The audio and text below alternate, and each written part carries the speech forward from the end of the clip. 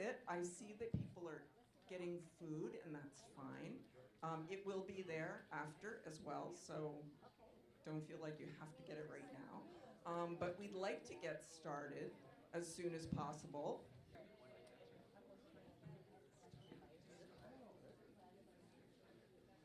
Good evening, everyone, and welcome to Roxbury Community College. Those of you who may not know me, I am Dr. Jonathan Jefferson, and I'm the current president of Roxbury Community College. And I want to welcome you to the college this evening. First and foremost, I want to apologize. And I'm apologizing because not only am I booked back to back, but I have to go catch a plane at 0:30 in the morning, and I haven't packed yet. I'm going to be running from this event to another event, to hopefully run home, pack, and maybe sleep for a couple of hours. But I am so thrilled to be here with you tonight and appreciate the opportunity to co-host this critical discussion with the Global Citizen Circle. This mission-aligned organization was founded just 1 year after RCC's founding in 1973. For anyone not familiar with RCC's founding, we are standing here today as the only predominantly black institution in New England because of civic activism and grassroots advocacy.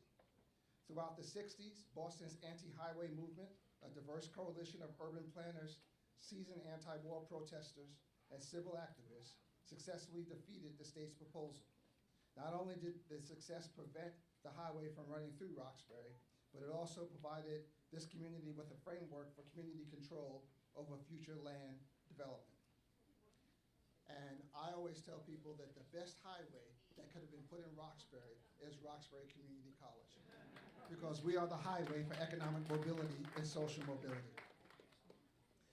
I won't go into too much more detail since you're going to be hearing from Byron Rushing, one of Roxbury pioneers and the preeminent historian of Roxbury, and an active participant in Roxbury's founding. I know you will enjoy hearing from Mr. Rushing speak about this important historical period. RCC's roots in activism and commitment to continue to provide this community with the education and resources required for success remain at the core of the college today. The goals of the anti-highway movement in Boston are not substantively different from the goals of RCC today. In fact, one of the things that we're doing to transform this college is we are going to be, I believe, the first actual career-ready work colleges. And so our goal is to make sure that every student that walks through the doors of Roxbury Community College has the opportunity to have a paid internship. You know, internships were easy, but internships need to be paid. As you all know, some of the poorest citizens of the Commonwealth live in this community, and they live within the 7 towns that we namely serve, which are Roxbury, Dorchester, Mattapan, Jamaica Plain, Rosendale, South End, and Hyde Park. Got it. Economic development discussions like these, civic engagement, are even more important to the survivability of not only the college, but also the community. So we share a commitment to providing Greater Boston citizens with access to educational and training programs that lead to economic mobility. RCC students deserve to live, work, and thrive in the communities they're raised in. Even as this institution evolves and transforms, the legacy of our founders will still carry on.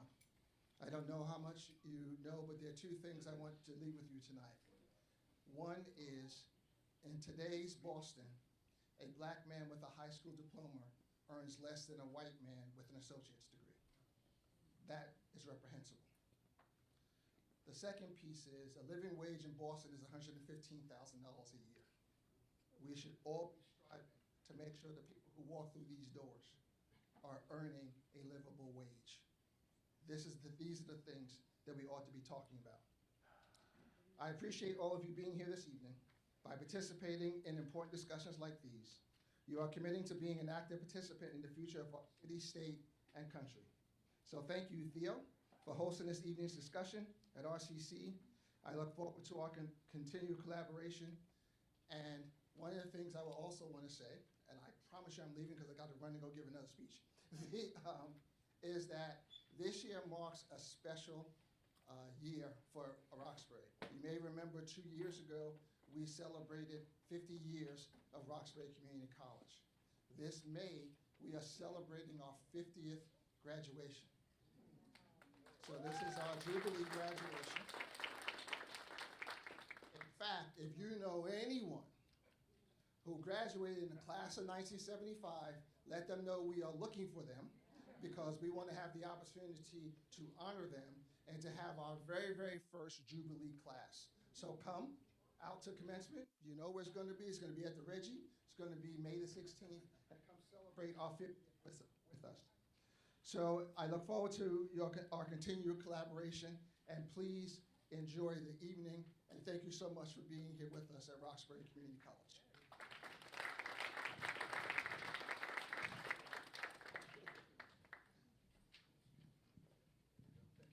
Thank you, President Jefferson, and safe travels at your ODOC 30.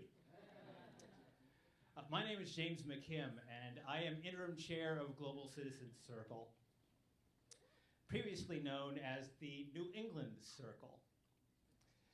It is an organization with a long history in Boston, dating back to the first circle in 1974, as President Jefferson said, just after the founding of this institution.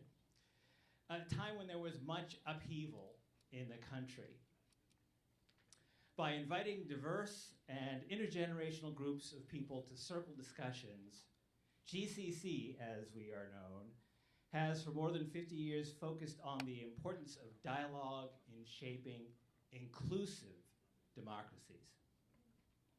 That focus has not changed and is perhaps more important than ever.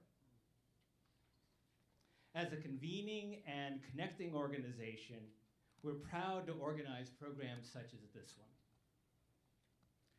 where we collaborate with community partners because we know that when we work together, we can have a much more significant impact.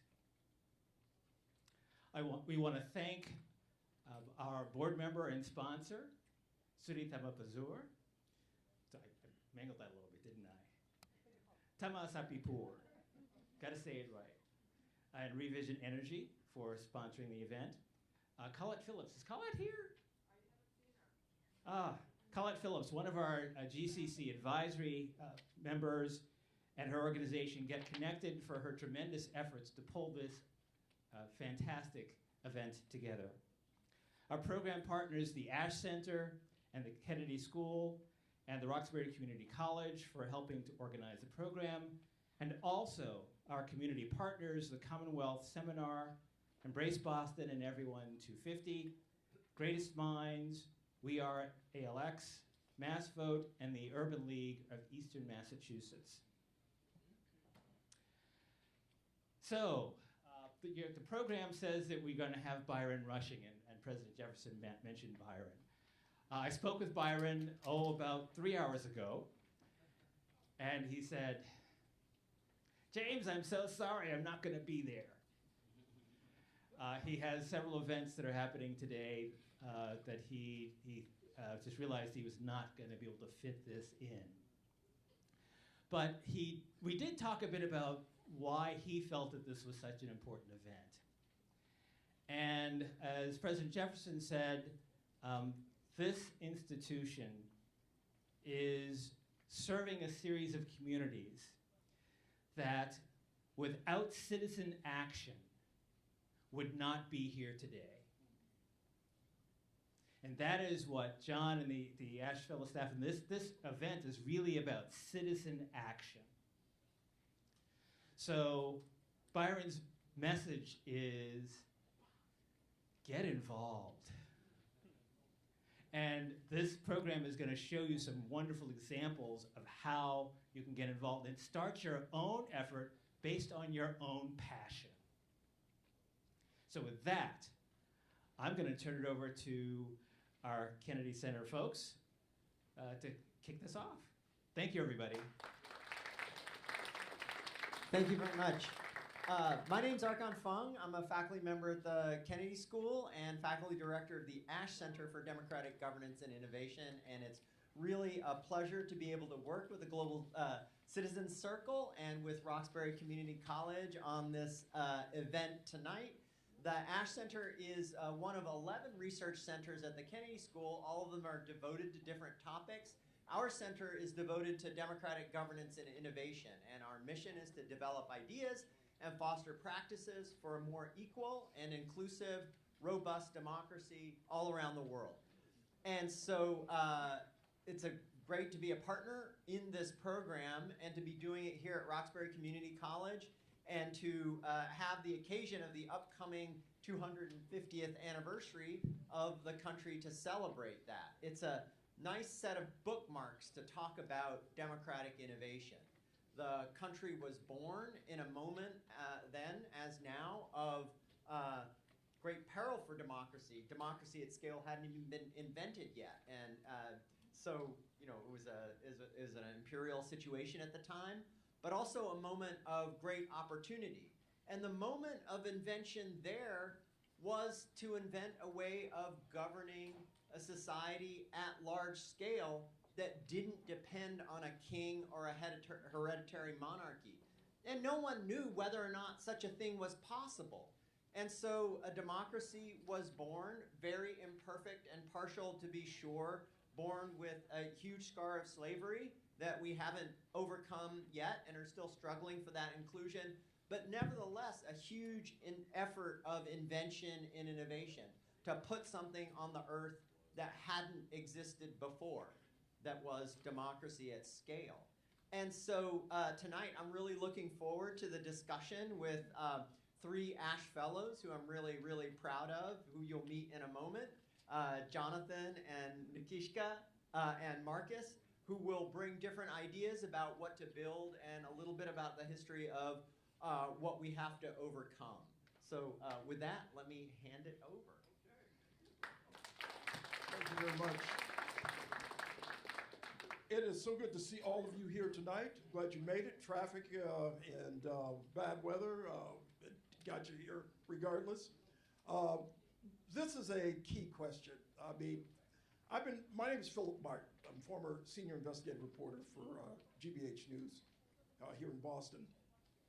And as a journalist, I have been waking up, like a lot of you have been waking up, every day with anxiety and angst and wondering when the next shoe's going to drop and wondering if we've invaded Venezuela and wondering if which judges are being slapped around in terms of rhetoric, in which individuals being called a piggy, and wondering what our democracy is going to look like, wondering if our democracy can survive. These are the issues that have been on my mind, the anxiety, the angst. We're hoping by the end of this evening, you have less anxiety, less angst, because we are going to try to delve into a question that's locally based, but also globally focused. The question is, how can Boston's citizens, you, move democracy forward? Each of those words is powerful. Boston, a history of extraordinary, not just segregation, but anti-democratic norms. If you go back to 1975 and other years, 1974, it's interesting that the President Jefferson mentioned 1975 because it was a year of extraordinary anti-democratic norms in Boston. I won't get into the history.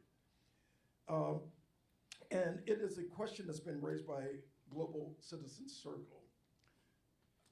I want to focus on that first word, global, which is something that is antithetical to a lot of folks who are running the country at the moment. I don't want to get wholly political, but I have to mention that. We are a global village. We are Dominicans, we're Cape Verdeans, we are Black, we're white, we're Latino, we're Asian. We are a global village. We are Native Americans. This land we are on right now, This is Native American land. So the question in 2025 is more existential than it's ever been. How can Boston's citizens move democracy forward? We have a panel today that's going to try to answer that question.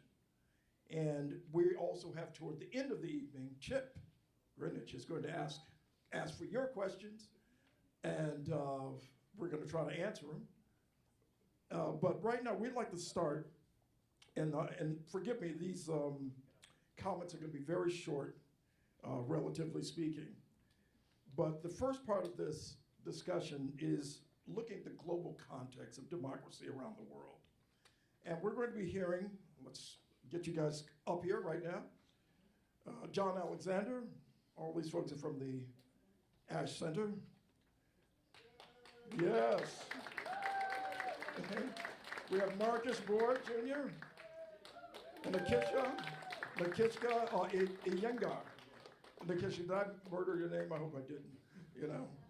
But right now, that is the question. And we're talking about this initially. Oh, I mentioned Marcus. Oh, yeah, no, I introduced Marcus. Yeah, he appreciates you. He knows you're looking out. That's right. The U.S. context, the global context. Let's start, John. You've written a lot about the global context of democracy. I was speaking with you earlier today about Taiwan. And you in your book, you talked about Nigeria, some of the examples there, and other places around the world where democracy on a micro level has been achieved, and what we might learn from that here in Boston, the democratization on a large scale. Why don't you have that microphone? Okay, so you take it from there. Thank you very much. It's a real pleasure to be here, although as soon as I start talking about democracy in my accent in this country, I feel a bit like King George in Hamilton. I'm about to break out into "You'll be back." So I'll just get that out of the way and acknowledge that. But I was lucky enough to meet the Global Citizens Circle folks in New Hampshire earlier this year, and this event this evening was largely a result of that meeting. And what I was really keen to say was that let's really hold this question together. So I don't think this is so much us being a panel that's going to answer the question of how can Boston citizens lead democracy forward, as more like we as a room kind of going, how can we do this? And our role being more actually to provide a little bit of inspiration from around the world and across the US to fuel that at the beginning. And so that's sort of where we're coming from. And so I'm not here to tell you, Boston citizens, there's a British guy here who's going to tell you how to lead democracy forward. That is not the vibe, just to be clear. So, but I did help frame the question. And some of the reason for the language of the question is to say there is actually a whole different, deeper, richer way of doing democracy that is emerging around the world. And in this moment, I think what we're here to kind of offer is this view that we can move democracy forward, not just try and defend what we have on a kind of ever-receding battlefront. And what I want to do is just paint the picture of that a little bit more. So first I want to tell you a story that I feel like needs to be way more famous across the US. Has anyone in this room heard of the America in One Room project? There's like one hand, I think, and that's probably because I berated Archon. So I'm going to tell you about the American One Room project, just to illustrate that there is a possibility of something much deeper and richer. I'm going to share with you a little framework of ideas that I work with a lot to illustrate this distinction between what I call consumer democracy, where people's only agency is to choose between a fixed set of options every now and then, and where we're encouraged and assumed to make that choice on the basis of individual self-interest, as if we were choosing between consumer products. And what I call citizen democracy, which is what I believe is emerging around the world and across the US, which is actually where we have the agency to shape what the options are, and where we're coming at that decision and that role from a place of contributing our view to the collective interest and our understanding of what the collective interest might be. And then I'm going to share with you 3 inspirations from around the world, 3 of my favourite stories of cities where amazing things are happening. And so this is not going to be one of those democracy events where we stare into the chasm. This is going to be one of those democracy events where we look at the people who are building the bridges over the chasm. How does that sound? Good. So, without further ado, the story, the America in One Room story. So this is a project that took place in Dallas, Texas, over 4 days in September 2019. And September 2019 may seem a long time ago, but this was already, I mean, as you will remember instantly, a very difficult, polarized time. The day after this project took place, this 4-day project took place, was the day that Nancy Pelosi launched the first impeachment proceedings on Donald Trump. And what happened on those 4 days was that 526 randomly selected American citizens, representative of the national population on all key demographics, race, gender, etc., were brought together in a conference suite in Dallas for 4 days, given 26 different issues to deliberate on and discuss. And the fascinating thing is that 2 things happened. Firstly, they came together in a whole load of different ways on a whole load of different issues. And the second is that affective polarization, this idea that you and I think of each other as evil, went through the floor. But before I say a little bit more about the actual details of that process, I just want to underline something, because when I found out about this and started talking to folks about it, I heard this rumor. Now, if you bring together 530-odd randomly selected American citizens, and you make them representatives of the national population in September 2019, 30 of those people explicitly self-identified as extremely liberal, and 30 of them explicitly self-identified as extremely conservative. And the rumor I heard was that the whole process nearly didn't go ahead because the insurance company tried to charge too much because they thought people were going to kill each other. And this is where I think we are, right? Like we think that we can't do democracy because we think we can't get along. And actually what happened, as I say in the process, on issues from climate to federal minimum wage, a huge amount of movement towards one another took place. Even on immigration, there were some really fascinating shifts in opinion. I'm not going to dwell too much in the exact detail, but you can read up on this stuff. American One Room Project, you'll find it. But the finding I really want to underline is this thing about affective polarization. Now, in the literature, there are 2 kinds of polarization. There's issue polarization, where Nikishka and I disagree on a particular thing. And then there's affective polarization, where, therefore, Nikishka is evil. And affective polarization in this process went through the floor, right? Just pretty much disappeared.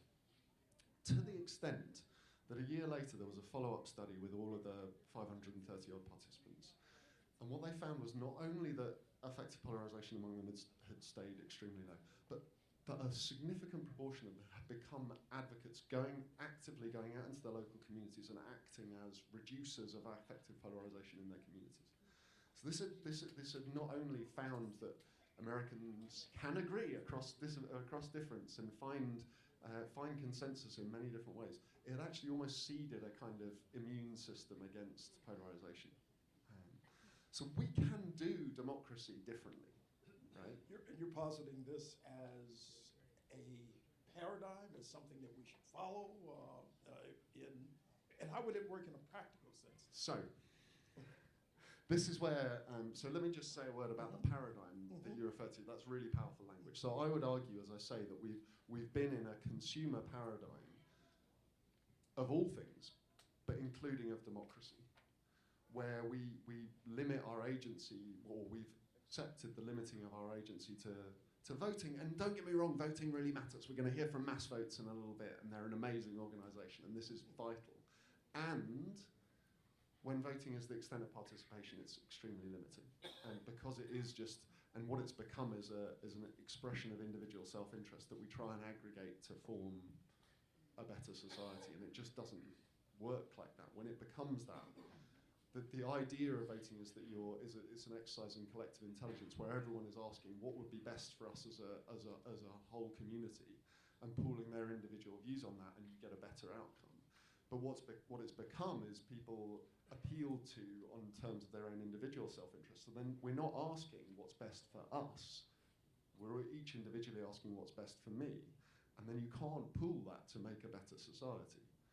And so this paradigm that we're talking, that American One Room is an expression of, is a paradigm which says, actually, no, we can come together and we can deliberate and discuss, and we can form a view collectively, deliberatively, as to what the best is. And that can inform an elected system.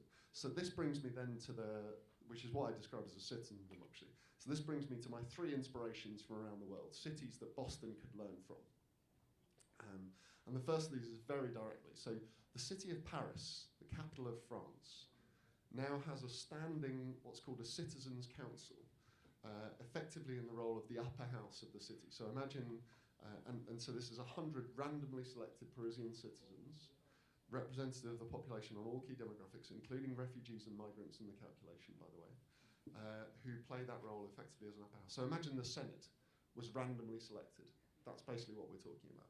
They decide the theme, they have a range of powers. They can commission citizen-led inquiries into key policy areas. They've worked on homelessness recently and drafted a new homelessness strategy for the city of Paris.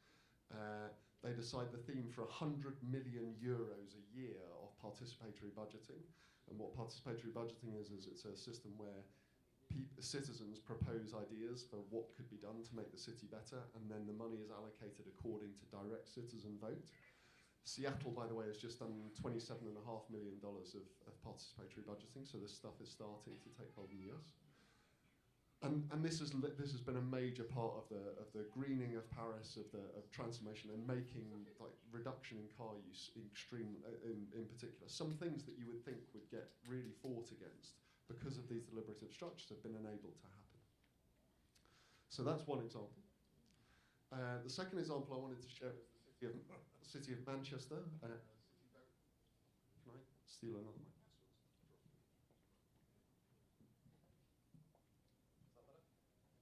Hello, hello. Ooh. There you go. Yes. The city of Manchester, where I spend a lot of my time. Manchester actually used another process called legislative theatre to crowdsource its homelessness strategy. Again, Manchester, England, of course. Manchester, England. Not Manchester, New Hampshire, which is another wonderful place. But yeah, so legislative theatre is a process whereby people affected by a given issue come together, they create a play out of their experiences. They perform that in front of an audience of their peers, but also fellow citizens and also the policymakers in that place. And then that audience are described as spectators, not spectators, and they come on stage with ideas for how the scenario could have turned out differently, act them through, and then those ideas become a kind of policy interventions. I've seen these, and Manchester used a series of legislative theatre performances to develop its homelessness strategy, which has transformed homelessness in the city of Manchester. And now, by the way, the Mayor of Manchester just launched the Greater Manchester Participation Playbook, which is a set of tools for 7 different ways of doing participatory democracy. And he stood up in front of the whole city and said the words, the antidote to alienation is participation, which I think is a really powerful kind of sentiment. And then the third example I wanted to share with you, because both of those depend on city officials leaning into these possibilities, it doesn't have to happen that way. And actually, neither of those started with the city officials. They started with citizens kind of just starting to organise themselves, and then city officials coming into those processes and championing them and adopting them. But my favourite example anywhere in the world is actually what's going on in Melbourne. And this is entirely outside of government, and only now are they starting to come in. There's an organisation, beautiful organisation called Regen Melbourne, which came together in the aftermath of a series of bushfires in the Melbourne region in Australia. And what they did was they used a framework called donut economics, which I would highly encourage people to look up. It's the second book you should read after this one called Citizens that may have been mentioned. But donut economics is a framework which basically it's a set of tools for understanding the environmental impact and the social baseline of a city. And there's a sort of discussion framework around it. And this group of citizens came together and they hosted a whole series of events using the donut economics framework to understand a baseline for the city in those terms. and then a series of hack events to imagine what missions the citizens wanted to take on to transform their city. John, what I love about your examples is that you're presenting opportunities to go beyond what many of us think of as democracy, democratic processes, which is limited to voting, many people believe. You're talking about participatory democracy on a various scales, citywide, so on and so forth. And these are incredible examples. I think we should all we can look into these further, take a look at John's book, read it. And do you want to talk a little bit about that? But we can do that in a second. Right now, I want to turn to our other two guests to see what you think about some of the ideas that John just talked about, and some of your own. Nakishka, what's your view about how can democracy take shape in ways that are novel, not novel, but different, where people feel invested in their city, they feel invested in their government, they feel invested in their fellow citizens? Yeah, thank you for that question. Mm-hmm. And that's really what my life's work has been about. It's been about building economic democracy. So to pick up on John's point, democracy is not something that is relegated just to the electoral sphere.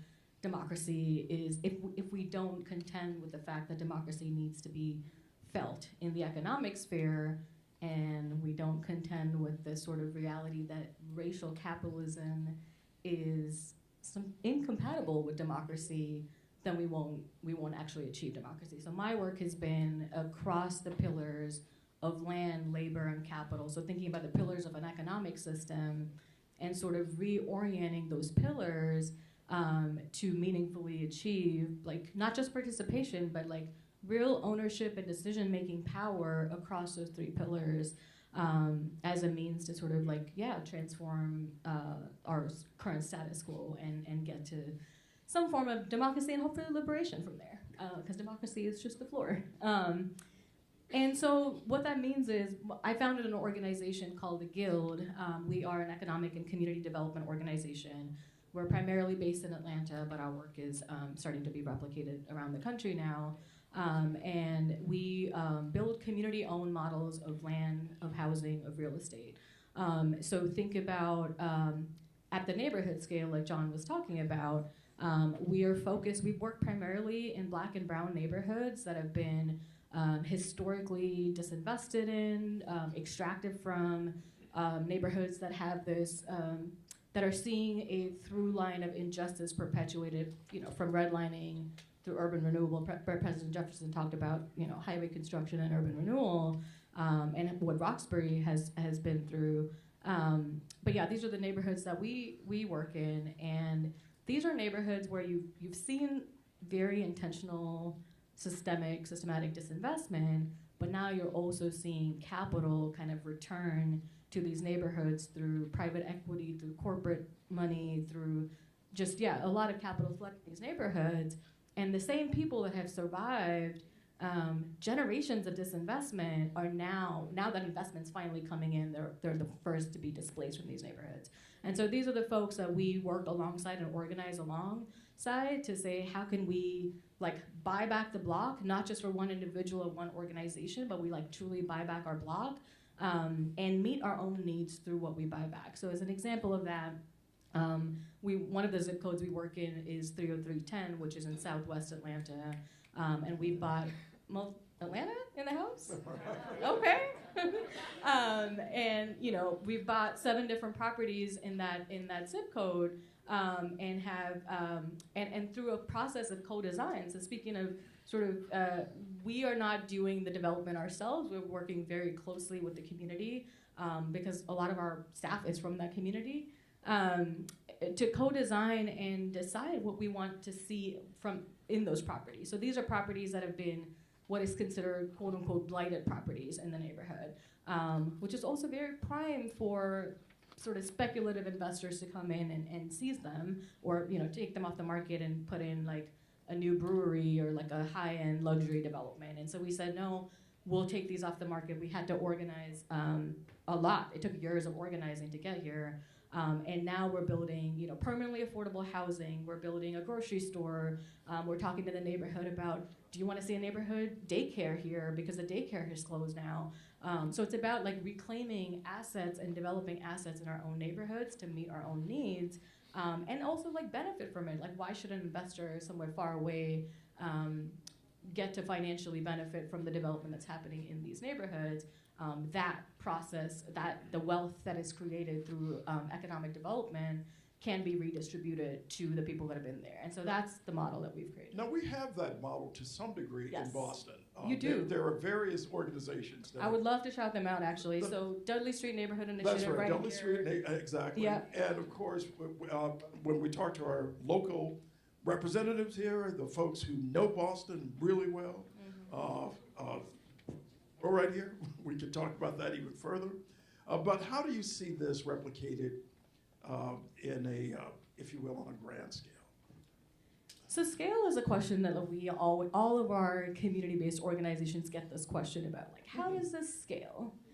And my question back is always like, what are we looking to scale, right? Are we looking to just scale like outputs? So are we just looking to scale like number of housing units, number of jobs created, et cetera?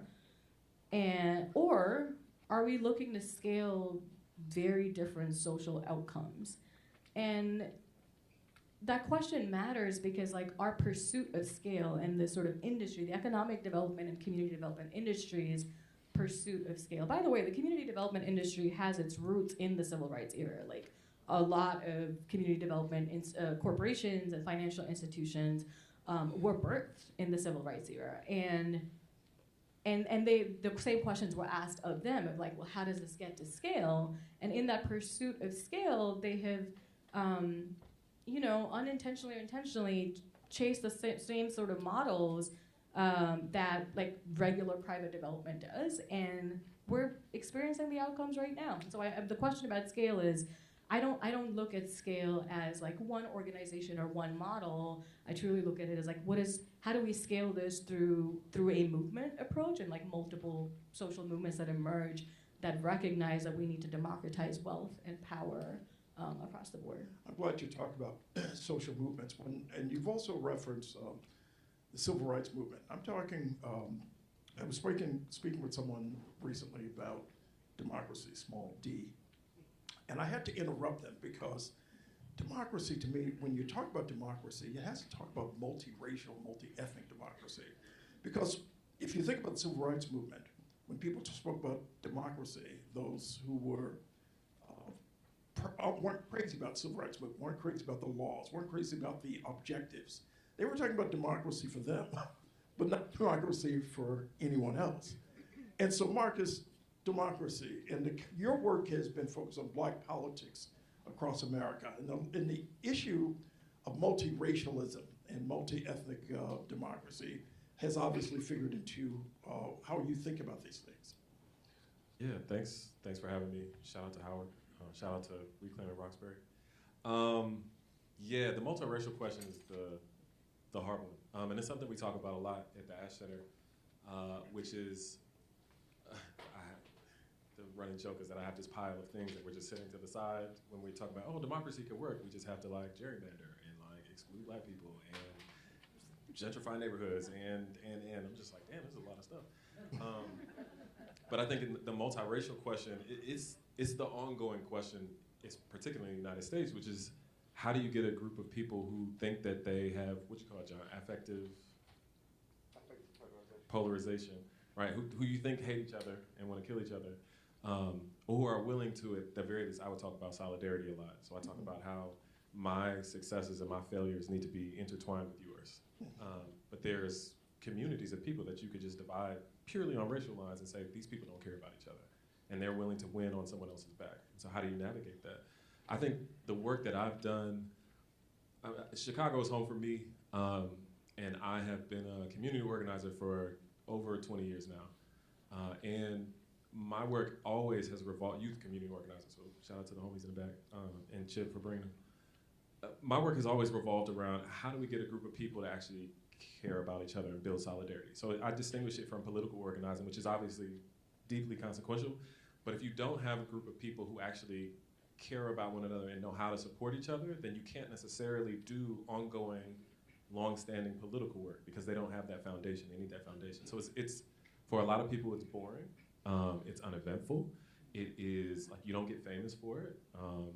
So the kind of shining star of that model is Ella Baker, who like most people just never heard of. Or earlier today, we were talking about how Lincoln didn't want to emancipate slaves, but they all just kind of left. They got up and got out, and he was like, "Well, we got to do something with these people." Or the Great Migration, which like didn't have an official leader, but for 60 years, millions of people just completely transformed the United States. So you have all of these movements without leaders, and you have these opportunities and times where people can come together. But if you're not aligned, if you don't develop some intentional solidarity, then your democracy is really just going to be a series of institutions, a series of laws, a series of rules that don't actually incorporate people. And that's the one thing you can't fake.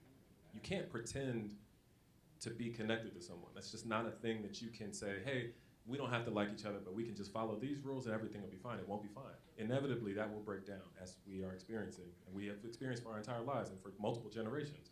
And we anticipate experiencing in the next generation. However, not all doom and gloom. However, if you are able to do this community work, and this is a gamble that I've taken in my life, and that some agree with and some don't. I don't necessarily, while I want to continue to fight back, as a friend came in today, Paul was talking about this is a war. I want to fight, right? I want to resist. I want to overthrow the system. I want to be liberated, and I don't necessarily think that the revolution that I want and need, has to exist or must come into can only exist if we eliminate the system that we're fighting against. In other words, I can live a revolutionary life today. I can have a positive and a transformative impact on someone else's life today. I can be free today, and then I can also go fight. We can do both of those things. And I think the idea that we can only have revolution once we end the struggles that we're dealing with, I think that is actually a big setback for us, and that's a big hindrance to community.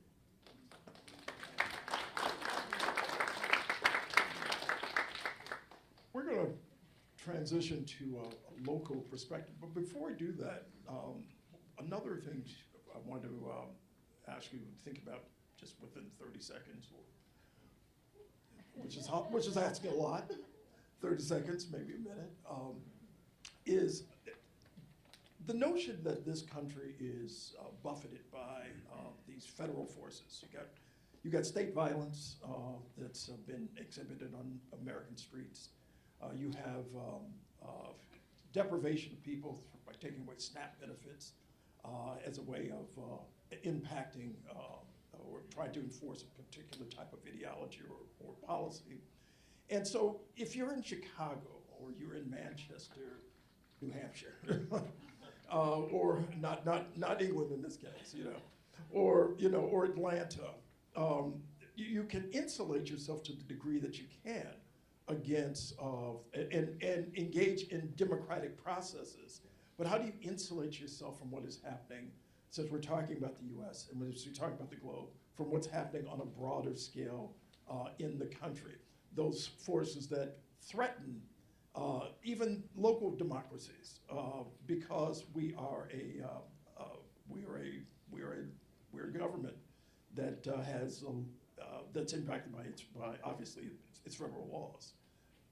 I think just to offer a first thought from outside a little bit, but I think what I'd encourage us to do is say a big part of the reason we have the situation we have in national politics in the US, but in lots of the world, and it's coming in the UK, right? Like, I'm not talking from a place where this isn't coming, is actually partly because there just isn't a proposition that people believe in.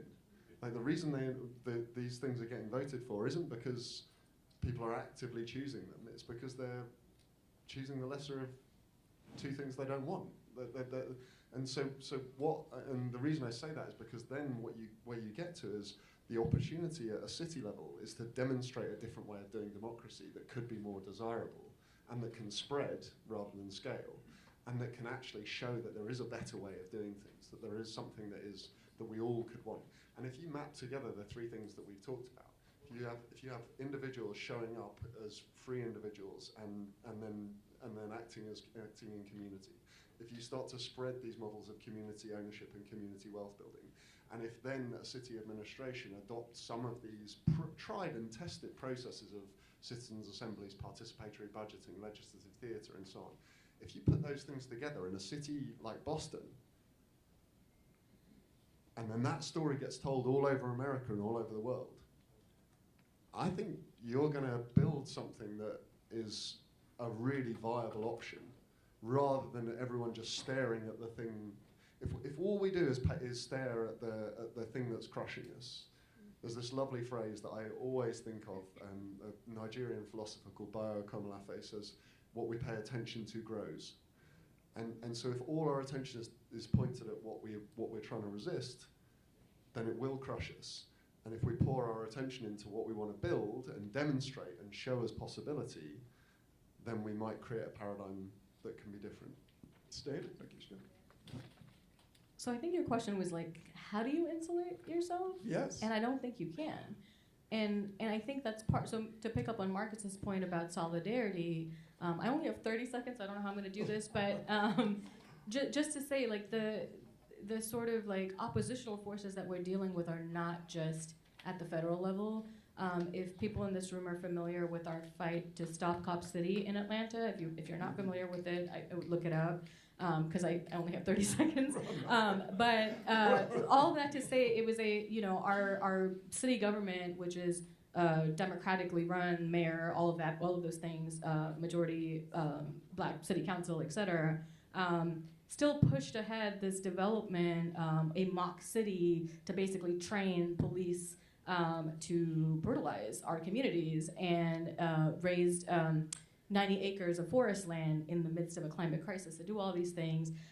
Anyway, there was a long fight to stop Cop City that ended up becoming a call to sort of like let the people decide. So the push was that get a referendum on the ballot to let the people decide whether or not we want this facility to be built. That referendum initiative garnered, I think it was 116,000 signatures, more signatures than the number of people that had voted for the current mayor who pushed this forward. And ultimately, our city government took very Republican tactics and talked about signature matching and all of those things to prevent the referendum from getting on the ballot. And so I'll say that to say that the oppositional forces are not just the sort of what we're seeing on the news. This is what people in our communities are experiencing every day. And so, like, again, the opportunity is, I think, to see solidarity in different struggles across, racial justice, gender, imperialism, and, our relationship with other countries, and, like, immigration, economic justice, social justice, whatever.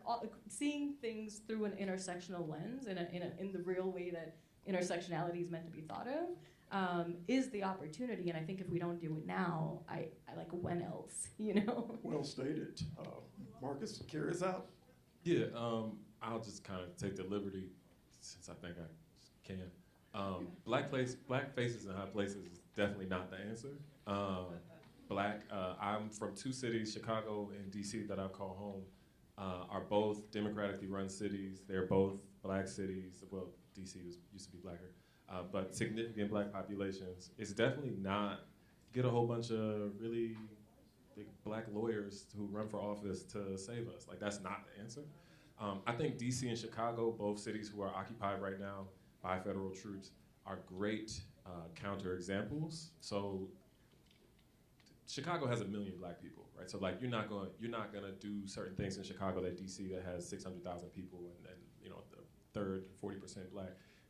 There's certain just realities about displacement. However, the organizers that I work with in Chicago talk about how DC looks like what Chicago would look like if they won the displacement and gentrification battle, right? So the organization I spent a lot of time working with, Southside Together in Chicago, they are currently, they have been working towards getting a community benefits agreement so that the President Barack Obama's presidential library on the South Side does not displace residents, does not take people who have been living there 4, 5, 6 generations and push them out of community and call it development, right? Like that's the type of work that needs to happen. So I think if I had to put it in a phrase, it would be, you gotta dig your well before you need water. So like DC was, the battle, you gotta fight, and they haven't lost, and there are organizations doing great work in DC. And the level of coordination you're seeing in Chicago is so drastically different that you have everyday people who are able to partner with organizations, show up to schools to prevent people from running in there and taking parents and kids on their school drop-off. There are people driving around, following the cars, blowing whistles, right? Like that level of coordination, you need to be ready for that. So I think Beth Ritchie is somebody who I think of as a mentor, was talking about Cop City and pulling in the quote that Miriam Kaba said, which is that hope is a discipline. And she was like, listen, hope is a discipline doesn't mean that you're just gonna be happy-go-lucky every day. She's like, listen, there was some serious losses in that Stop Cop City fight in Atlanta. Hope as a discipline means we take those, we talk to those people who organized there, we figure out what succeeded, we figure out what failed, and then we apply it to Baltimore, and then we apply it to Chicago, and then we apply it in New York, and we do this networking ourselves. So it's like, the world we wanna see is the one that we build ourselves. And it's not one where we wait for someone else to do it, and that's the model that we're living in, and that's the thing that we're trying to get our people to kind of be active against. I love it, man. Hope is a discipline. I love that. Marcus, Nikisha, John, thank you kindly. All right.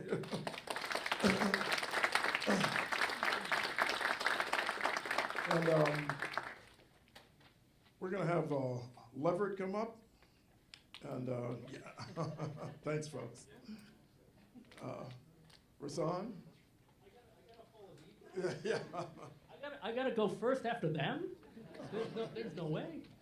So, Leverett, it's good seeing you. thank you, sir. Right. Leverett Wing, folks.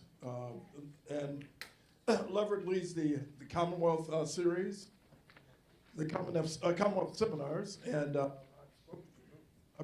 I've spoken at a few of those. I'm upset. And you know a thing or two about democracy on a local level. You've been organizing for years. You've been working in various areas, including working with Colette Phillips on Get Konnected, working project on Chinatown, trying to bring more relevance, trying to create, I should say, more elucidation, more light to Chinese history in this country, including the railroads. And democracy is something you talk about quite a bit. Yeah. What do you think about what you've heard, and how might it be applied on a local level? It's inspiring. Everything that has been said is inspiring. It resonates with me. It resonates with everybody here. I believe it resonates with what we do at the Commonwealth Seminar. Real quick, actually, I only have 2 minutes, right? So I'm going to put everybody to work in 2 minutes, believe it or not. So the Commonwealth Seminar is a civic education, skills building, training, networking, ground game building program geared towards diverse communities, where we teach our communities how to access and influence decision makers at all levels of government.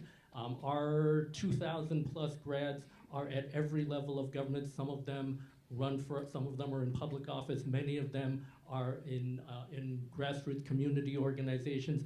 And the question of moving democracy forward, in addition to moving democracy forward, we have to protect democracy as it stands right now.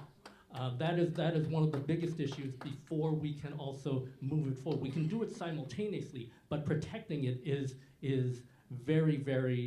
vital right now. And the Commonwealth Seminar grads, as I mentioned, we have over 2,000 grads at all levels of government. What we are doing, and what I'm going to put y'all to work doing, is what they are doing is protecting democracy on all sectors. Because the issues that face us, protecting democracy with immigration, housing, economic development, they are all intersectional. Those who are pushing against us don't want us to think that. They want us to be isolated. They want us to feel alone. They want us to feel as if our issue is the only issue and we cannot build allyships. So what I'm going to ask y'all to do, and I'm actually speaking of Colette Phillips, I'm going to take a page out of her book. The networks in this room, the knowledge in this room, the power in this room, the energy in this front row and in that front row there, that energy can light up Vegas for a week. And so what I'm asking you to do, cherish this room, get to know one another, because by getting to know one another, you build allyships, you build knowledge, you build networks, you build power, you build those intersectional relationships that everybody up here talked about, that we are not alone, that we can build our power together across sectors, across movements was the key word, that we do that together. So a room like this does not come together very easily. So my applause to everybody who put this event together. But take advantage of this rare opportunity where we are in this room together. So I'm going to ask all of you, and this is what our Commonwealth Seminar grads do. We work across sectors. We call ourselves the seminar family. It's not a marketing line, there could be. But we call ourselves the seminar family.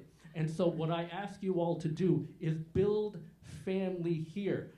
Mark has talked about just, let's follow a rule, and then we without building relationships. You've got to build those relationships, and that is where today is a wonderful opportunity to begin that process and begin those steps. So that's the work I'm asking you all to do today. It's what we do at the Commonwealth Seminar. So before you leave, to get another Colette Phillips plug, meet 3 or 4 people who you have not met before. Introduce yourselves. What do you do? Start building those relationships and start building that power so we can build it together across lines, across sectors, across movements. Sorry, I didn't mean to put you to work. My wife hates it when I do that. But I gotta do it. I gotta be me. So thank you. Thank you, Leonard. All right. Okay. Cheryl Crawford, let's hear from you about your view about expanding democracy and how Boston citizens, including yourself, can move democracy forward. I'm fine, thank you. Good evening. So I've heard so many amazing nuggets up here tonight, that really resonate with what we're doing here in Boston, some of the pieces. But you're done with Mass Vote. I am Cheryl Clyburn Crawford, the Executive Director of Mass Vote. Mass Vote is a statewide voting rights and issue advocacy organization. I love that because we have built a bridge across the state to bring everyone together. The things that I've heard here really resonate with me because those are the things that we really need to bring together. When we talk about what is wrong, breaking down the barriers, we know we always work on the legislative advocacy pieces of breaking down, we need same-day registration. We need ranked choice voting. We need all these different pieces of legislation. That's one type of barrier. But there's the other barriers that exist that make it very unfriendly for people to run, right? Like, we don't welcome people. One of the reasons I'm really fighting for ranked choice vote is because it's very inclusive. It keeps people from keeping other people from running. Oftentimes we say, don't run, right? Because you're gonna kill somebody else's chances. When you have something like ranked choice voting and other pieces of legislation that just are more inclusive and open the doors for everyone, I can't understand it.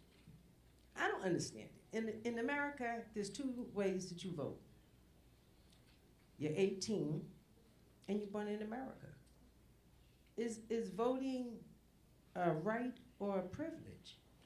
Right? Like, people don't really understand that it is a right. Your voice matters. Every vote counts. I mean, I can give you all the cliches.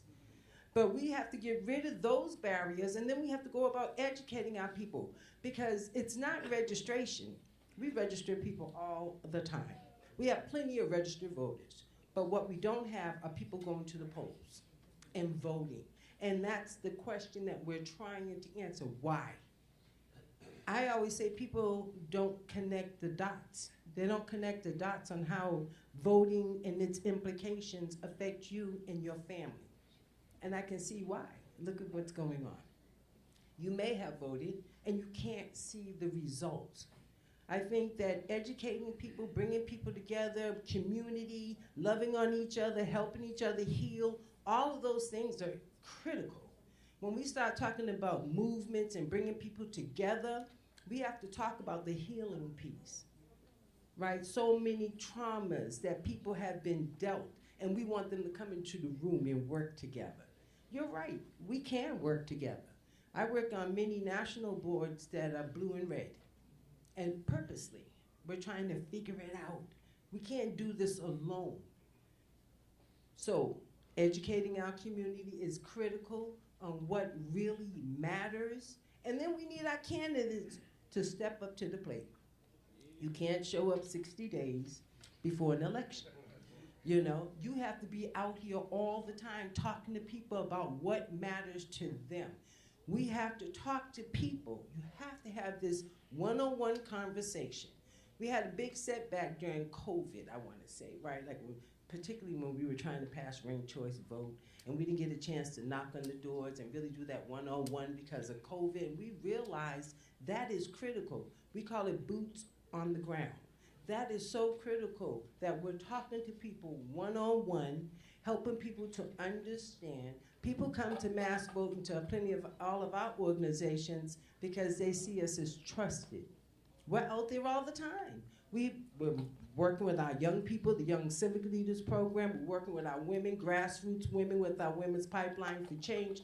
We're bringing the programs in. We're collaborating with organizations like Chip in his greatest minds and the Urban League and all of, we know what to do. We know what to do. Funding, that's another conversation. I only have 2 minutes, can't get into that. But I know we can lead again. They say we don't because we're blue, but we're not blue because we're purple. We're not blue. How can we be blue? We're not. Are you any closer to ranked voting? Well, we've had some major pluses here in the city of Boston. We passed the resolution. Someone's on that committee. We're co-chairs, come to think of it. We're co-chairs for Ranked Choice Vote Boston, and we passed the resolution at City Hall and it's up at the State House. We believe that if we pass it in Boston, it will pass throughout the rest of the state. But that's a piece of legislation that's huge, right? Like we have all these pieces of legislation that are no-brainers that we can't seem, well, it takes 2 years, or maybe 4, 2 terms, to get it across the line. It's slow. But we know, working together, anytime we want to get something done, right, we come together like this, have a conversation with many people, be as inclusive as possible, and then go to work. We can do this. Sure, thank you very much. Rasan Hall. Come on up. Thank you. Good evening, everyone. My name is Rasan Hall. I have the privilege of being the president and CEO of the Urban League of Eastern Massachusetts. It's a over-century-old organization that came into existence at the turn of the century when black folks in the South were fleeing racial violence and oppression, coming to northern cities only to find racial violence and oppression in these northern cities. It was at a time where suffrage was not extended to the black community or to women, but it wasn't even until the 60s where that suffrage got extended to the black community and black women in particular. And that is a part of the legacy of this 106-year-old affiliate of this even older national Urban League. And so the things that we are doing towards moving democracy forward are the things that on the surface level, many civil rights organizations do. We have a Reclaim Your Vote initiative where we're working and registering people and where we're trying to make sure that we're turning people out to the polls. We've also engaged in social pressure voting initiatives where we've mailed people records of their voting history relative to their neighbors to see an increase in voter turnout because people are thinking, oh, if I can see my neighbor's voting record, they can see mine. Let me go on and vote. And so those are some of the things that we're doing. We're also engaged in policy advocacy. Cheryl mentioned we're advocating as a part of the Election Modernization Coalition. We're advocating for same-day voter registration or decoupling the municipal census from the voter registration rolls. Or we're pushing for ranked choice voting to create a more inclusive and robust democratic process at the municipal level, and hopefully it gets passed on the state. But we're also advocating for removing barriers like clean slate, which will automatically seal people's criminal records when they're eligible We don't have bans or felony disenfranchisement in the Commonwealth of Massachusetts, but many people believe that if they have a felony, they can't vote. It's wrong, but we're also talking about removing barriers, because one of the roles of the Urban League is to empower communities and change lives, and we do that through economic empowerment, through workforce development, housing, youth education, and STEM. But we're concerned about the economic well-being in our communities, or the social determinants of community well-being, not just an individual's health. And we live in a capitalistic society. Racial capitalism, Nikishka, is a very real thing, and that's what we're trying not to replicate. And so we're trying to think creatively about how to build equitable financial well-being in our communities, and not just have a bunch of black capitalists replicating the same systems that we're trying to tear down. And so that inclusive work is engaging across organizations and coalitions and engaging with many people. I'm just encouraged because as we do this work, I appreciate, John, what you said about from the Nigerian philosopher, the things that you focus on will grow.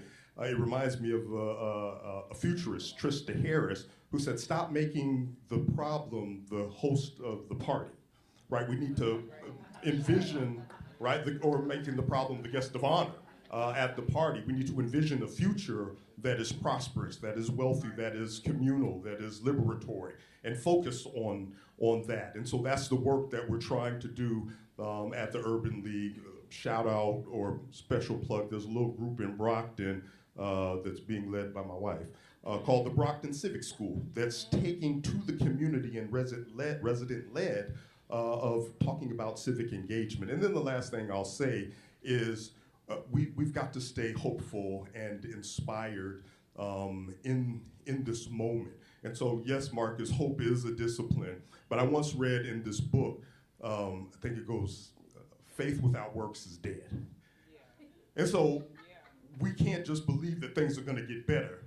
We actually have to do that work. And that's the work that the Urban League has been doing through our economic development programming, but also through our volunteer efforts of our guild, our young professionals, and our board and supporters, and that we hope through the coalitions that we work in, that work will continue to grow. That's excellent. Thank you very much. Leave the problems outside the party, right? All right. Anita, come on up. Anita Roman. Thank you. Good evening, everybody. My name is Anita Roman. I am the president and CEO of We Are ALX. ALX stands for Amplifying Latino Excellence, because for way too long, Latinos have been underserved, underrepresented, and we want to make sure that we elevate the voices of Latinos, Latino leaders, Latino entrepreneurs, and Latinos across sectors. There are almost 1 million Latinos in Massachusetts. Who knew that? Almost 1 million. You know that. 14% of the population. That's remarkable. 60,000 Latino businesses in Massachusetts, but they're the smallest businesses.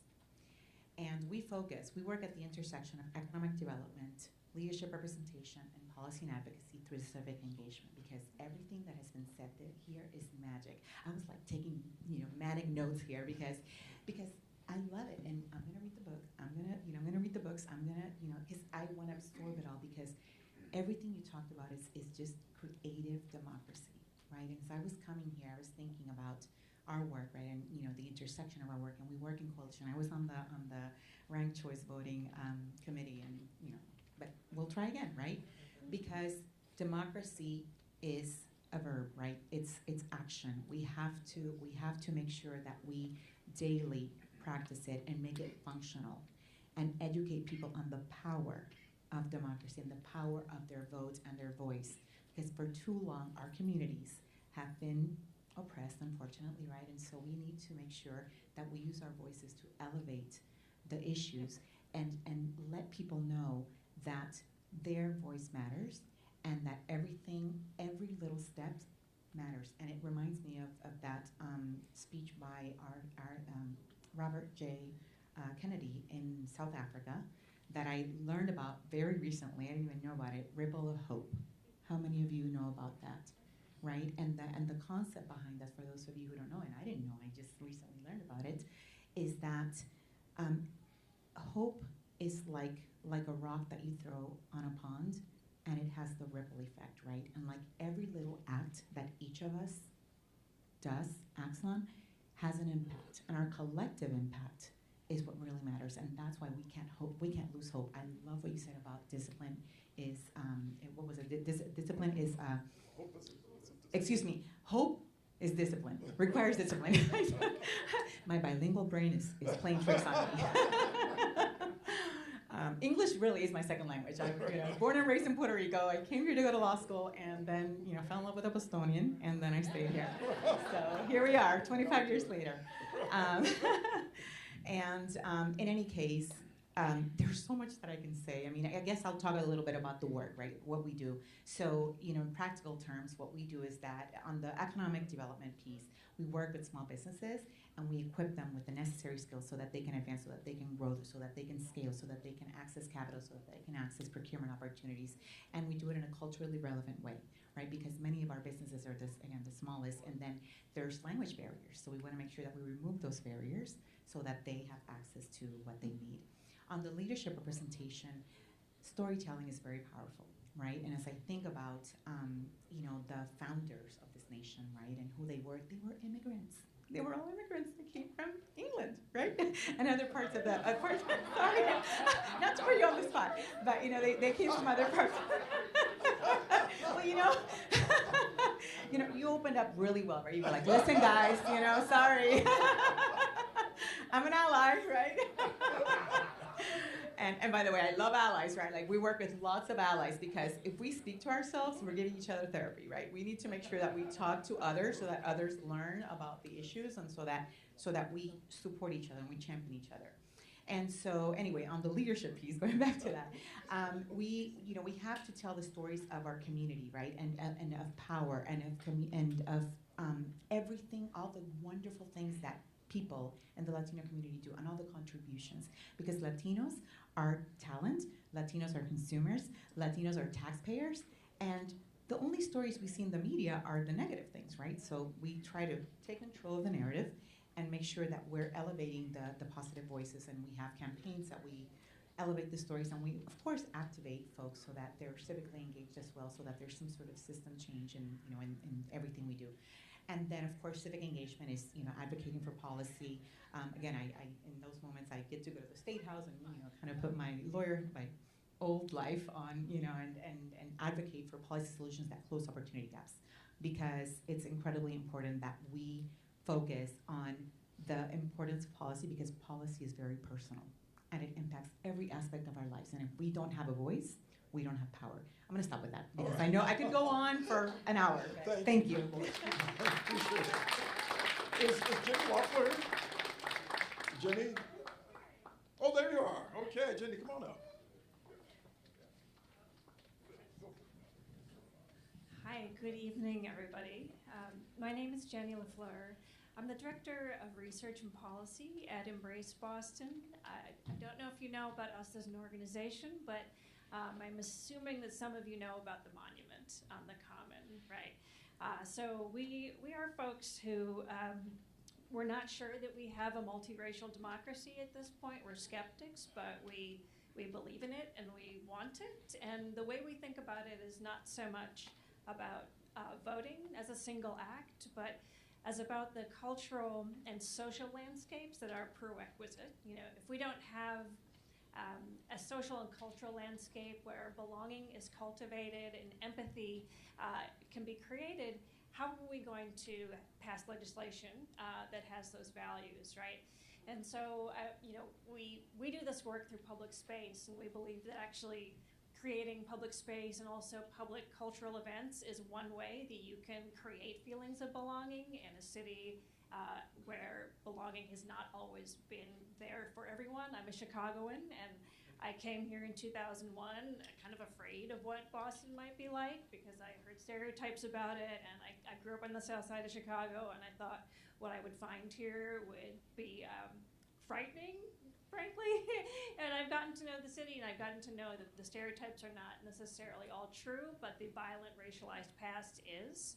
And so we, with the Everyone 250 initiative, which you may not have heard about, but we also started as an arm of our cultural work, is to think about the 250th anniversary of the nation, not just as one that only retells the same stories of the revolution, but thinks about how we continue to build the nation through people who may not have even been here at that time, and that those people are just as much a part of the story of the nation as the folks who were here at the beginning, and that everyone who was here at the beginning, whether or not the revolution brought them freedom or not, is also part of that story.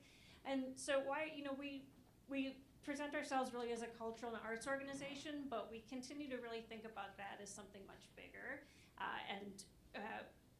Because we also believe that empathy is absolutely integral to democracy, right? Martha Nussbaum is one of our favorites, and we think about if you can't hold the experiences and the needs of someone else at the same time as your own, then you can't work together and have a democracy. You've got to believe in someone else's humanity, and you've got to be able to hold multiple things in mind at once to make decisions that will take us all forward.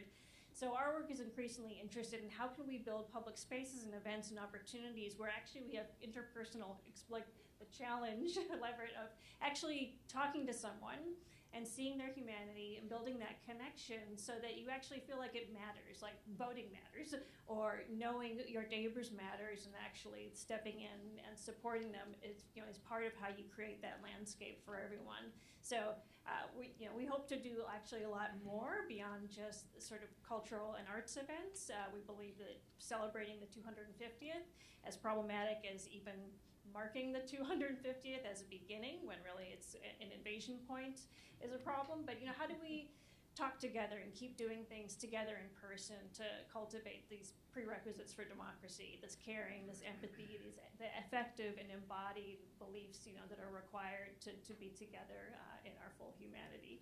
So excited for what's next, and thank you guys. Well, the very notion of Embrace Boston, inherently, empathetic. We love that. There are some questions I think you have, and I'm going to ask George Chip Greenwich to come on up to facilitate this. Greatest minds. He has one of the greatest. Always good to see you, Brother Philip. Good to see It's you, such a pleasure. Hi, everyone. My name is George Chip Greenwich. I'm so glad to be here representing Greatest Minds. And Greatest Minds is something that came up maybe like 20 years ago to really bring the next generation involved in community building and so forth. But you know what? I learned that because I got the same kind of things. I see Colette Phillips has joined us right here. 25, 35 years ago, when I was a youngin', Colette made sure that she grabbed on me and became a very good person. And mind you, Colette was a teenager at that time. All right? That's the rules, right? Definitely. But also, I had some great role models such as Lanny Guinier in Cambridge, and also Charles Ogletree, that took a liking to me when I was very young. So I really think that I'm able to push that forward. But today is all about that. I feel like I'm the glue of this because I know all of you right here. I know all of you right here, and I know my great friends. Give it up for the Ash Center of our HKS for being here.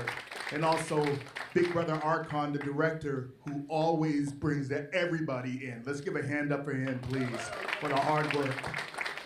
And you know what? We're over there now. We're working hard for our money. Am I right, Archon, right now? Very much over to Harvard and so forth. But also I want a quick thing is that, Phil, you are not retired. We got work for you to do. Everyone know that? I just want to thank you for all the work that you've done over the years of keeping the communities together, social, mental, going out there, pushing everyone at GBH. You've always done that, so I want to thank you for that. But before we start right here, we're the Dunphy family. Where are they at? Hey! Theo! Give it up for Theo! All right, Eleanor, right? Yep. And also Phoebe for putting the work together for making this whole event happen. It's a big thing to be here at our Roxbury Community College. A fun fact before I get my two young people to come up and start with questions I'm gonna ask everyone else is that my great-grandfather, George Greenwich, worked at the Parker House as a waiter back in the 1920s and so forth. And he used to always talk about, my uncles would say, talk about the Parker rolls, the rolls and so forth. So I'm very glad to be a part of this with the Global Circle to just build that conversation, to keep that going. But we have 2 questions, and we're gonna put them front and center. You're gonna say your name and your age, and also what is your question for the panel? Walk right up front.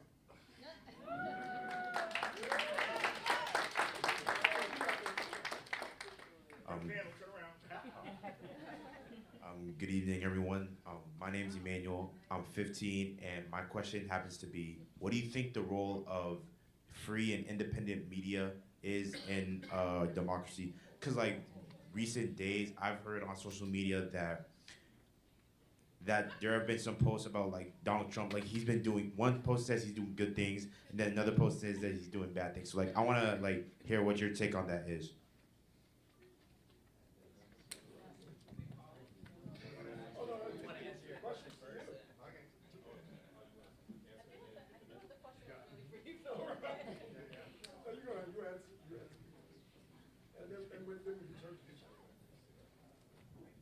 I mean, I think the role of the media in this moment in time is obviously a really vital one to light on. Hopefully you can kind of tell all of what I try and do is tell stories of where things are working, because I think in this spirit of like what we pay attention to grows, what I try and do is tell the stories from places where things are functioning really well, which are rare, but if we only look at where things are failing, then we get in trouble. And the story that springs to mind actually is from the city of Bristol in the UK, so I'm going to be a bit British for a minute, I apologise. But there's an organisation called the Bristol Cable, which is a crowd-sourced, crowd-funded, cooperatively owned news organisation in the city of Bristol that basically is funded by local citizens, tells stories with local citizens, celebrates the stories of local citizens, and has become the kind of key news source in the city of Bristol. And this kind of relocalization through people leaning in, starting their own stuff, building something where they live, is providing an antidote to the kind of to the distraction of the social media and the drawing away from ourselves of our power. So have a look at the Bristol Cable. I mean, it would be amazing to see Boston. I don't know if something like that already exists in the city of Boston. There's so many amazing things that we've just heard of. So maybe it does, but something like that, I think, is a beacon of hope in this time. Yeah, I was gonna say, I mean, obviously the role of media journalism is like critical. I think we also have to look at like how, in the same vein of, you know, I've been talking about economic democracy and economic sort of thinking about the thing in the economic sphere, we have to understand like what led to the decimation of local media. And there is a through line, actually, the same forces that are impacting us on the like housing crisis and all of the other crises we have are the same forces that have been buying up media and gutting it and turning it into something for their own sort of use, right? And so I think we have to understand the power of, obviously we understand the power of media, but like understand how we got here in terms of what the state of journalism is. And I'm speaking about like private equity, for example, buying up, or Jeff Bezos buying up, you know, the Post. And so understand how we got here and understand that, you know, on the left, if you want to speak, or like, you know, folks that care about democracy have to also invest then in rebuilding some of that infrastructure. One example that I'll throw in addition to what John said is there's a publication called Canopy Atlanta, in Atlanta, of course, and their model is again, like a local newsroom. So they pair a seasoned journalist with a local like resident from the neighborhood to co-report on issues that are impacting the neighborhood. And so there's an understanding that like you don't have to be an expert or be this sort of arm's length journalist to report on things that matter to people. Actually, the people that live in these communities have the most intimate experience and can tell you, you know, facts about what's happening in their neighborhood. And so I think that's an interesting model that's being picked up in other cities too, where yeah, we get to train our own people in our own neighborhoods to, in the same way that we do on the development side, Canopy is doing on the reporting side. Yeah, thanks for your question, Emmanuel. Is it Manuel or Emmanuel? Emmanuel, what's up? So I teach at Howard, and a few weeks ago, I was on a panel with the Center for Journalism and Democracy, talking to maybe like 50 HBCU students who wanted to be journalists. And before, this is Nicole Hannah-Jones's center that she got a lot of resources for. But she wasn't there that day. It was another one who invited me. Before I got up there, they were like, hey, you're not a journalist. Don't tell journalists how to do journalism. And I was like, okay. And then of course I get up there and all the questions are like, hey, why do you hate what we do? And I was like, since you asked, right? So I think to Nikisha's point, there's a very clear line between people whose whole personality is their job and whose job is to work for a corporation. And those two things go together, you lose power. It's real straightforward in my opinion. In the early 2000s, social media started popping. I think Facebook started in like 04, right? Twitter was really like doing a thing in 06, 07, or I'm sorry, like 09, Arab Spring. There was like revolutions that were happening on Twitter. 2014, Ferguson, Missouri, Michael Brown Jr. is killed. They are literally DMing people from Palestine talking about how do we get this tear gas? Like, how do we deal with it? Because it was the same tear gas canisters that they were facing were the same ones they were using in Gaza. So like, that was unfortunately a long time ago. And now, the major outlets, to your point, you have people who are saying on one side, oh, this is fine, and on the other side, no, it's not, and it's like a information overload. That's not answering your question. The answer to your question is, we need independent media, but it's never gonna be good enough, because they're never gonna have enough funding. So like, shout out to the Baltimore Beat. Lisa McCrae does great work in Baltimore. Shout out to Southside Weekly and to Tribe in Chicago. Capital B in Atlanta, like there's a lot of orgs doing phenomenal work, but the nature of resistance, and not even resistance, just transparency, like transparent work, the nature of it is to ebb and flow. So it's gonna have a time that it comes up and it's gonna be big and major, you're gonna support it, and then it's gonna wane, and then something else is gonna come up. And so I think the big thing about independent media is that you always have to support it as an idea, even if it's just one org this time and another one the next time. This is excellent. We are winding down, but we are not quite there yet. I was looking for Yawu. Is he? Yep, I'm going to come to you, young man, without question. But the reason I wanted Yawu to come up here is because he is an example of independent journalist who's doing it right now, who's reporting. In fact, I don't see him anywhere. Oh, he stepped out. Yawu, we're talking about you, man. Need you to answer very quickly this question about independent journalism, because you represent that type of journalism. You are an independent journalist who's doing great work. I'm putting you on the spot, man. And Manuel asked this question. What's your feeling? What's your comment? The role of independent journalism right now. Your role. I think it's critical because I'm Yawu Miller. I'm the editor of The Flip Side. It's a nonprofit news organization. I freelance for the Bay State Banner and for the Dorchester Reporter. I worked for the Banner on and off for the last 30 years, really starting in the late 80s. And independent journalism at this time in Boston and in the nation, there's so much misinformation out there. There's so much noise and confusion.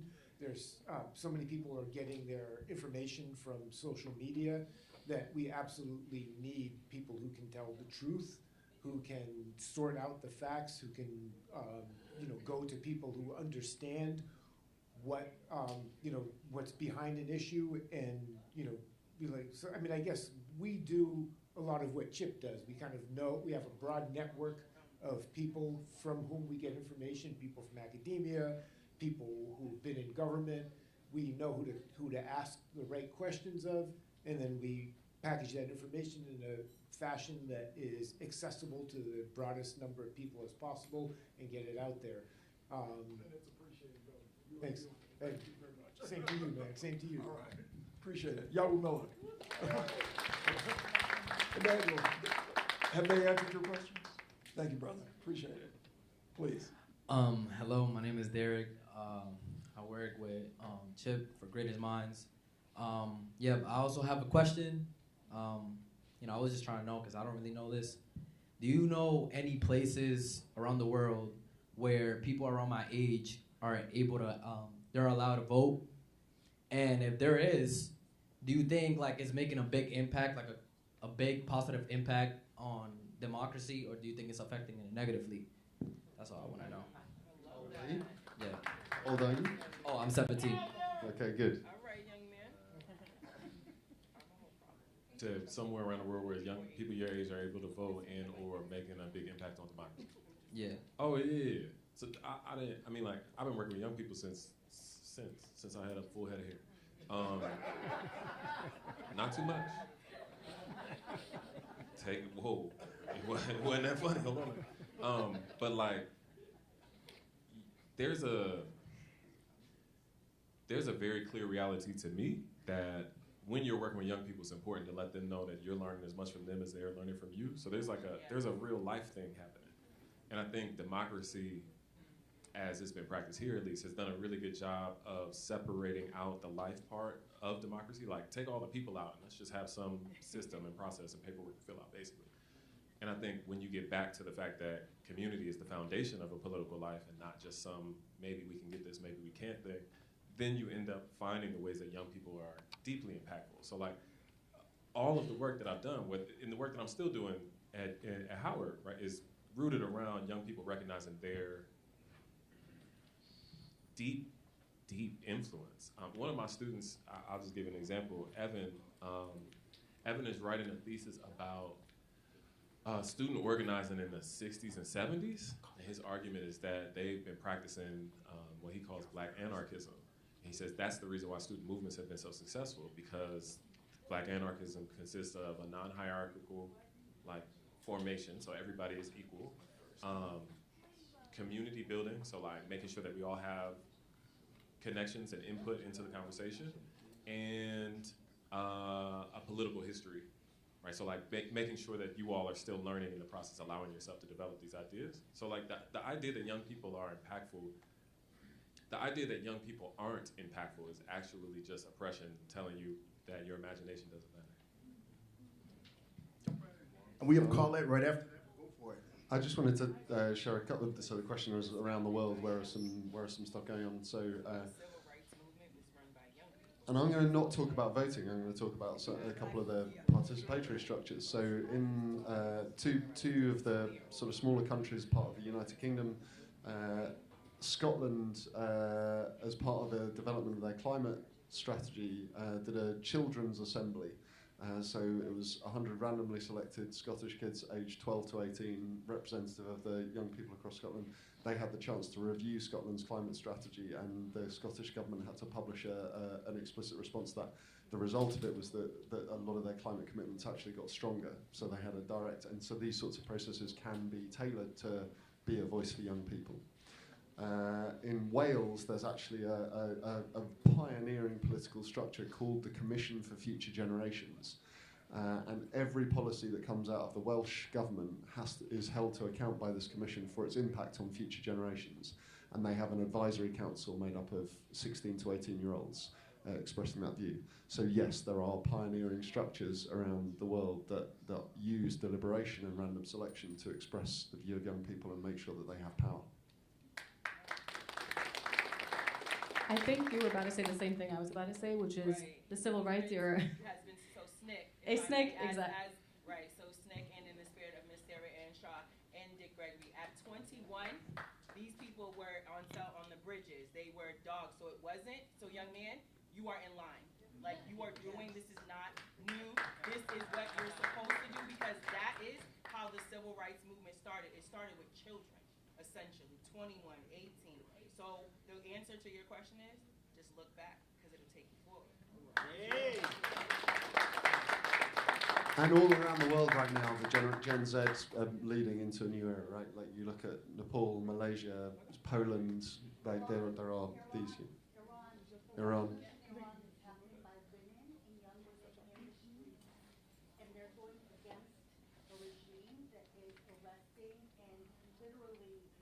incarcerating them, and they're still getting out there and still fighting. Very true. Very Serbia, Turkey, we could go on and on. The young people are leading into an era of democracy right now.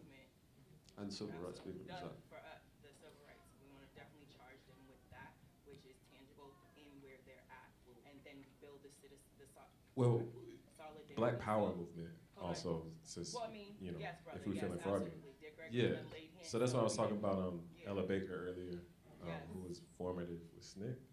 Yes, thank you. In Chicago, Fred Hampton is killed at 21, but before that, he was doing all sorts of work. I get that the answer is everywhere around you, but like specifically, the movement for Black Lives was also driven through Black youth. There's an org called the Black Youth Project 100.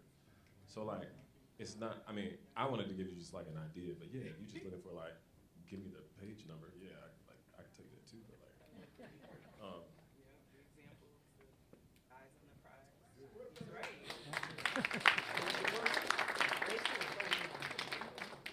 What? Oh.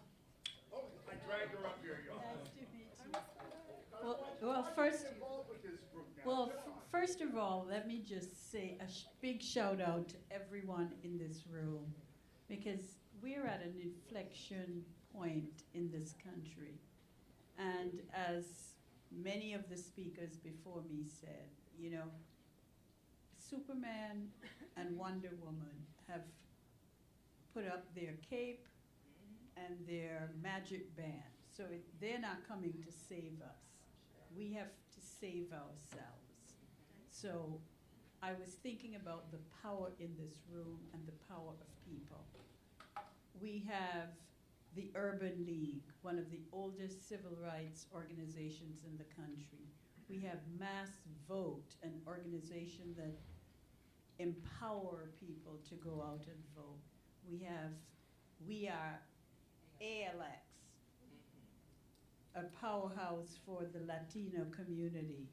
And we have the Commonwealth Seminar that engages and teaches people around the issue of civic engagement and how to leverage their power.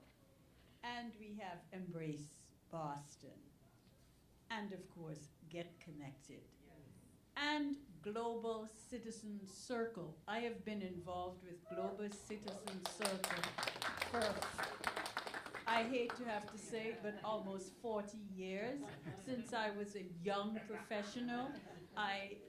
When you talk about allyship, the Dunphys have been allies to people of color for as long as I can remember, before it was popular.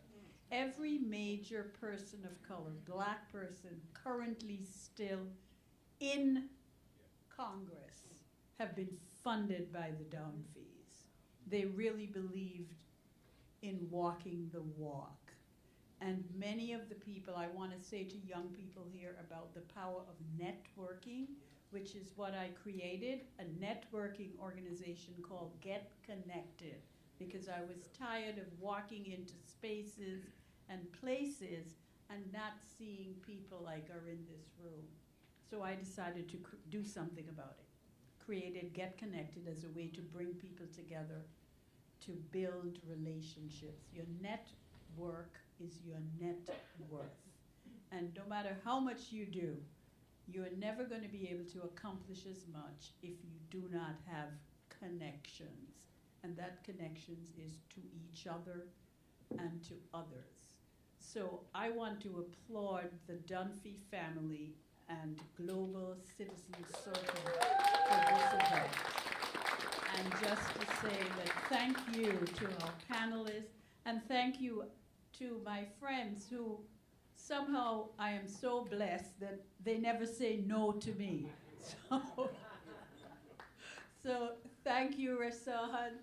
Thank you, my sister, who happens to be the cousin of the fabulous Congressman Claiborne from South Carolina, who was responsible for saving our democracy. So thank you, and thank you, my Latina sister and my Asian brother, and of course my mentee. I knew him when he was a teenager, and I wasn't much older than him. So I am so delighted to be here and delighted to have partnered with Global Citizens and all of you to make this happen. Just think of how we, if we collaborated, could change the democracy and impact it, not just in Massachusetts, but across the country, because it all started here. So let's make it happen.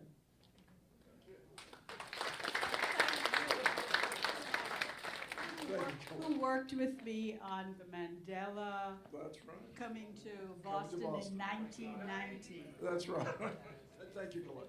Thank you. Couldn't say it any better, folks. And we're going to end this evening again with a big thanks to all of you. Theo, would you like to come up and lead us out? All right. Okay. Sudi, okay. Sudi Thomasavi. Hi, I'm Sudi. Thank you so much for being here. I don't know about you, but I was looking to get moved. I needed this. I think we need this. The world really needs this. We are living in a time that is that's incredibly terrifying for so many people. But it was terrifying because we didn't deal with our issues, right? We didn't have radical civil dialogue about the shaky foundation of this version of our country. And because we didn't have those really difficult conversations, we couldn't address and heal and dismantle the white supremacy that frankly was so much a part of what this system was built on. And this is why we are experiencing so much of the pain we're experiencing today. So I think the thing that is incredibly important for me as a board member on Global Citizen Circle, as someone who, I went to law school with Rasan, I was a public defender for 20 years, I'm an immigrant, I know what it's like to be undocumented. All of these things are the layers that make us all human beings that are interconnected and that really need to show the humanity that we're capable of today. And I really think it's important. I know there's so many great organizations. All of you are they are the hope that we need in this world. But the thing that I keep thinking about is there are organizations that break down silos and bring other organizations to the light to do what they do so well. And one of the reasons I love Global Citizen Circle so incredibly much is because they have 2 FTEs, 2.0 FTEs, full-time equivalents, if you don't know what that means. And everyone else that does the work is a volunteer. They have a budget of about this much, right? 12 cents, arguably. But they have an email of up to 15,000 people globally list that comes together to have radical civil dialogue.